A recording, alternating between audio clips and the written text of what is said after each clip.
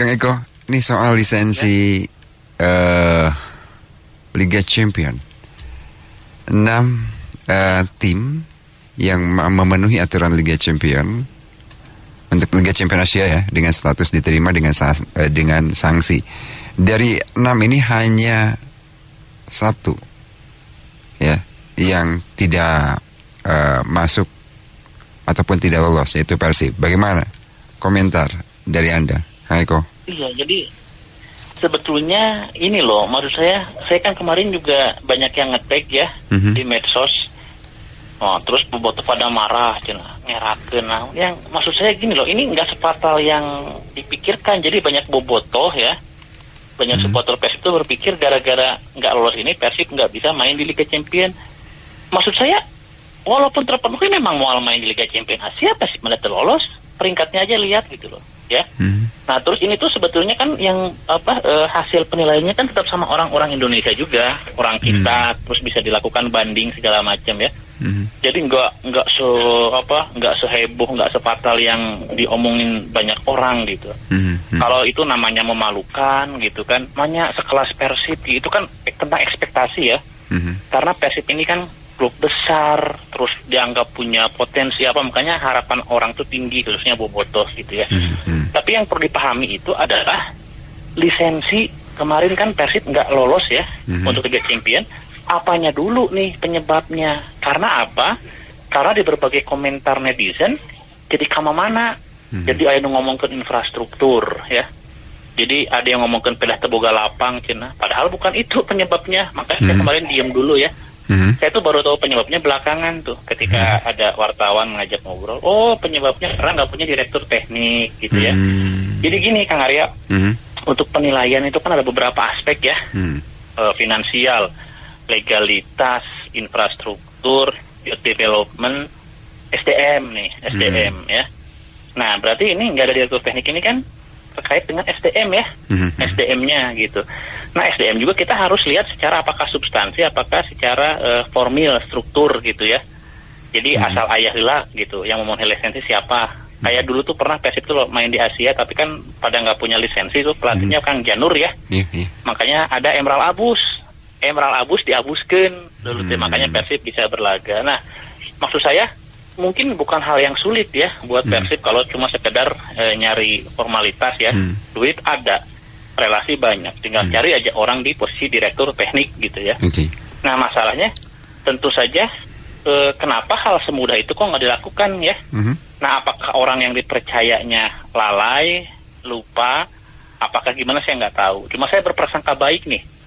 Jangan-jangan Persib ini nggak pingin melakukan hal yang sekedar formalitas ya, hal yang sekedar menggugurkan kewajiban. Jangan-jangan Persib ini pingin nyari direktur teknik beneran. Kan gini loh, direktur teknik ini kan sebetulnya lebih harusnya ya, harusnya komitmennya itu lebih panjang daripada sekedar pelatih kepala, Kang Arya. Kalau pelatih kepala itu kan jangka pendek ya. Jadi target dia ini misalkan musim ini juara, musim ini minimal peringkat 3, musim ini harus lolos ke kemana gitu ya. Nah, kalau direktur teknik itu dia lebih luas, lebih komprehensif. Dia sampai memperhitungkan regenerasi di tahun keberapa. Lalu dia juga memantau pembinaan ya, akademi mungkin, lalu kelompok umur di bawahnya, tim-tim junior. Itu direktur teknik.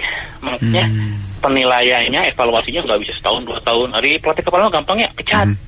Eleh di demo, terus ya kumadai stres manajemen, terus pecat, pelatihnya pecat gitu kan.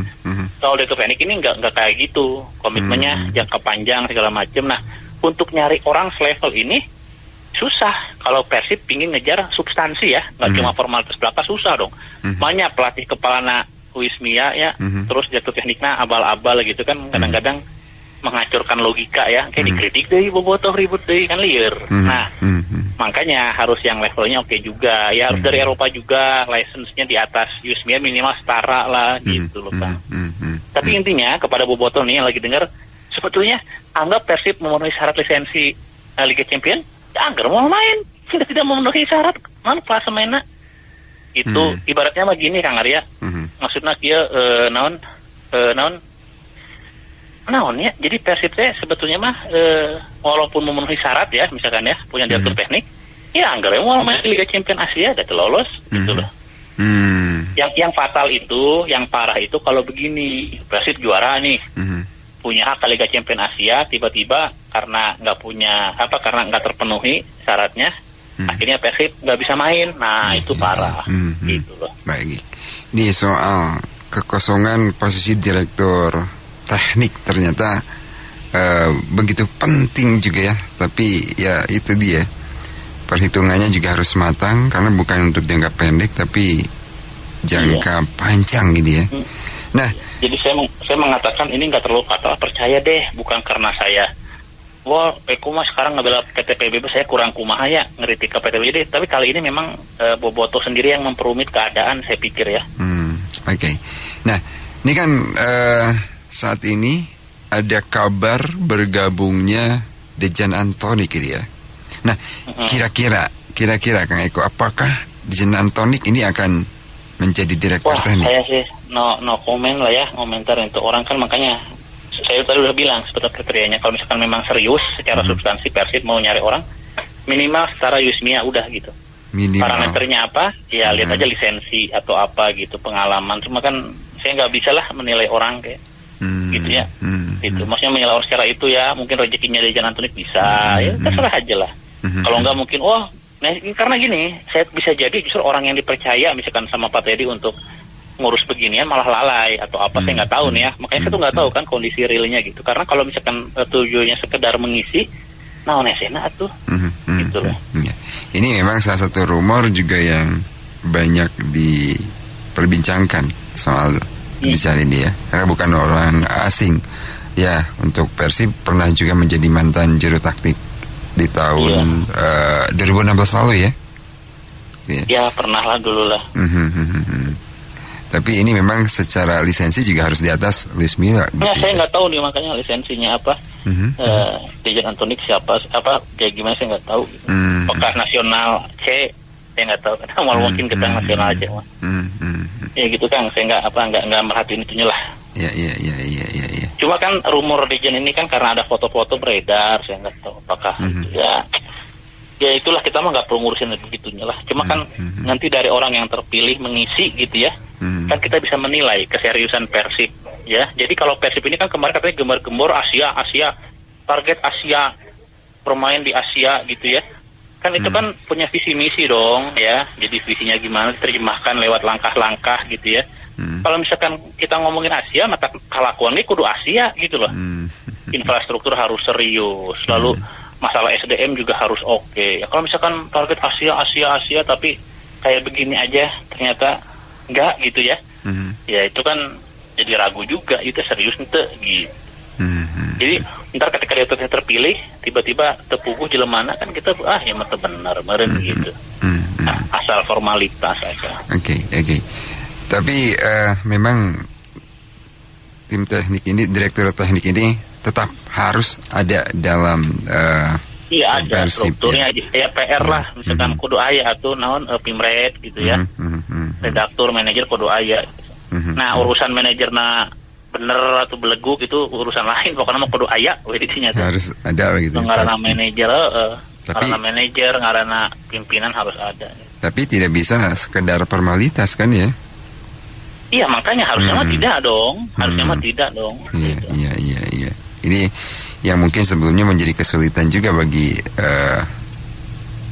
tim Persib menentukan siapa begitu ya direktur tim tekniknya, karena levelnya saja harus di atas atau paling tidak minimal setara gitu ya. Kan gini, ibaratnya kan dia jangka panjang ya, harus lebih pintar, harus lebih itu kan pengetahuannya. Kalau misalkan pelatih kepala mah cukup jangka pendek, dia mah jangka panjang gitu, pemikir gitu, konseptor.